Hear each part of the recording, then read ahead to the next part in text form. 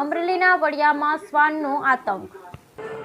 અમરેલીના વડિયા શહેરમાં શ્વાનોનો આતંક. વડિયા શહેરમાં એક જ દિવસમાં 16 વ્યક્તિઓને શ્વાનોએ કરડ્યા. સવારથી બપોર સુધીમાં શ્વાનોએ 16 વ્યક્તિઓને બચકા ભર્યા. વડિયા પ્રાથમિક સારવાર બાદ અમરેલી કે જૂનાગઢ રિફર કરાયા. હડકાયા શ્વાનનો આતંક સામે ગ્રામ પંચાયત દ્વારા ટીમો બનાવાઈ. હડકાયા શ્વાનો પકડવા ગ્રામ પંચાયત કરશે કામગીરી. હડકાયા શ્વાનોના આતંકથી વડિયાવાસીઓ પરેશાન. Bureau report Raju Kariya, Vadia.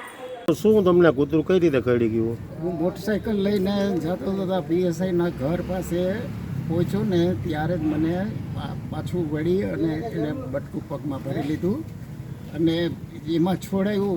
Boot પહેર્યા હતા એટલે સારું હતું, છતાં પણ દાઢો બેસી ગઈ છે અને બીજી વાર પાછું બટકું ભર્યો અને પડતા પડતા રહી ગયો અને અત્યારે પ્રાથમિક સારવાર લઈ લીધેલી છે.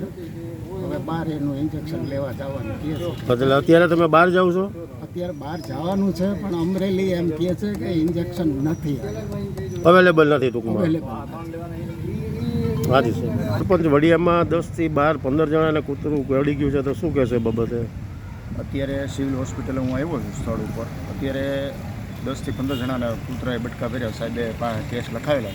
અત્યારે ગ્રામ પંચાયતના 3 થી 4 માણસોને આ કૂતરું ગોતવા માટે આપણે રવાના કર્યા છે.